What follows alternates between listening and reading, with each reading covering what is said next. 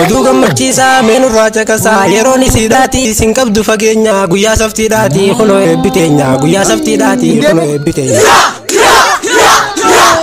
Simboo miidhagina uumaa jiituu boonaa gannaa deessulmaan korommii kan taate magaalaa Laaftoo walakkeessaa duu sanbataa ispoorteessitootaa fi deeggartoota maarshal aartiitiin daran fahamtee oolti. Baga gammaddan amajjii 3 bara 2017 magaalaa Laaftoo mana barumsaa sadarkaa tokkoffaa keessatti sagantaan eebba maarshal aartii marsaa 5ffaa sa'aatii 6 kaasee hanga sadarkaa bilaak beeltiitti qophaa'eera. Qopheessaan abbaa daanii lamaa Saaboon Boonsaa Ibro wiirtuu leenjii ispoortii Boonsaa TV International Taekwondo Club.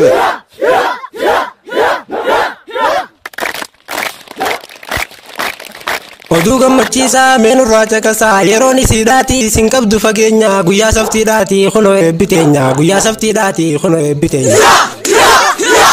Jaalattoota maarshal aartii deeggartoota dirree ispoortii hawaasa magaalaa Laaftoo fi naannootti argamtan hundi keessan eebba guddicha maarshal aartii arma dura gaggeeffamee hin beekamne kan daawwatamee hin quufamne affeerraa seenaa qabeessa affeerraa gammachuu raafuun hin danda'amne dhufnaan ittiin gaabbine qophii akkaan miidhagaa soora qaamaa fi qalbii argaa jaatiin soorannu agarsiisa aartii sochii sarkasii spaaringii faayitingii roobooksii fi kiikbooksii sagantaa bashannansiisoo biroo dabalatee eebba maarshal aartii marsaa 5ffaa saqii keelloo hanga sadarkaa gurraachaatti sa'aatii 6 jalqabee magaalaa Laaftoo dirree mana barumsaa sadarkaa tokkoffaa keessatti ni eebbisiisa. Leenjisaan abbaa daanii lamaa Saaboon Boonsaa Ibro wiirtuu leenjii ispoortii Boonsaa TV International Taekwondo Club.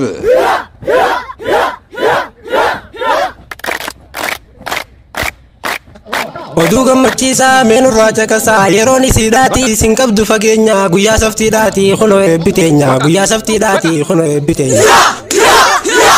Namoonni gameeyyiin fayyummaa isaaniitiif dhiphatan ispoortii jaallatu ispoortiidhaan fayyaa qaama isaanii eeggatu. Ispoortii wabii fayyaa ilma namaa calcala hariiroo hawaasummaa utubaa jabina qaamaa gaaddisa jaalalaa fi waloomaati. Ispoortiin nageenyaaf qabeenya misaa fi misooma. Ispoortiin guduunfaa wadaroo tokkummaa sona jaalala obbolummaa utubaa fi dagalee riqicha diinagdee iddoo haara galfii dirree bashannana madda giloobaalaayizeeshinii addunyaa tanaati eenyummaa gaarii boonsaa mallattoo dhaloota hardhaati. Maarree qaama ispoortiidhaan cimee dagaagee sammuu yaadama gaariidhaan gabba torachuudhaaf tokko jedhee leenjii ispoortii kan jalqabe giddugal leenjii ispoortii Boonsaa TV International Taekwondo Club gosa ispoortii umrii keessanii walgitu kanaan dura yeroo dheeraadhaaf ol adeemtota guddattoota dargaggoota ga'eessota daa'imman shamarran dabalatee naamusaan ga'umsaan dandeettii fi fakkeenyummaa gaariidhaan leenjisaatiin ture aduu sanbata xiqqaa amajjii 3 bara 2017 sa'aatii 6 eegalee eebba maarshal aartii marsaa 5ffaa hanga sadarkaa beeltii gurraachaatti magaalaa Laaftoo dirree mana barumsaa sadarkaa tokkoffaa keessatti miira addaa fi gammachuutiin dabaalameen eebbisiisuudhaaf sagantaa eebbaatiif qophiin jala bultii keenyaa gosa birooti. Leenjisaan abbaa daanii lamaa Saaboon Boonsaa Ibro wiirtuu leenjii ispoortii Boonsaa TV International Taekwondo Club.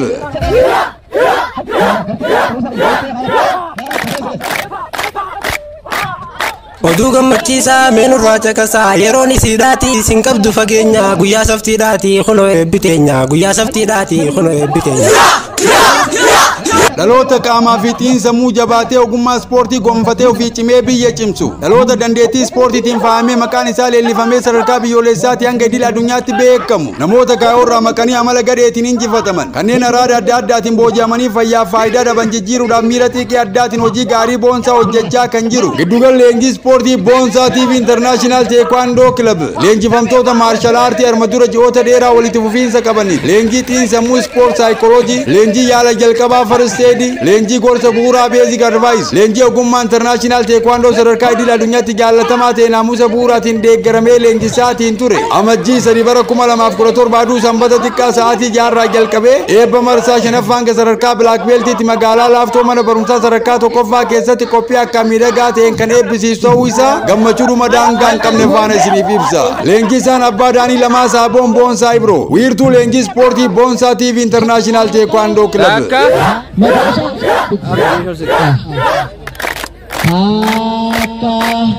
Oduu gammachiisaa meenurraa caqasaa yeroon isiidhaati isin qabdu fageenya guyyaa saftiidhaati kunoo eebbiteenya guyyaa saftiidhaati kunoo eebbiteenya.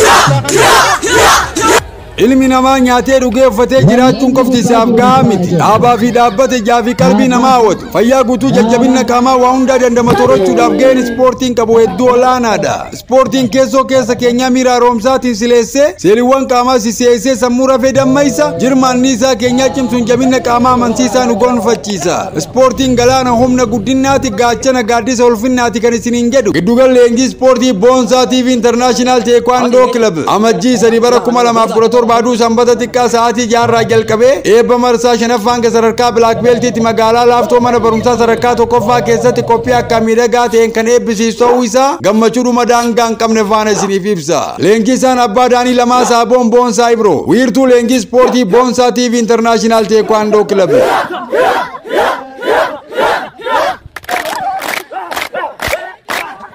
Oduu gammachiisaa meenurraa caqasaa yeroon isiidhaati isin qabdu fageenya guyyaa saftiidhaati kunoo eebbiteenya guyyaa saftiidhaati kunoo eebbiteenya.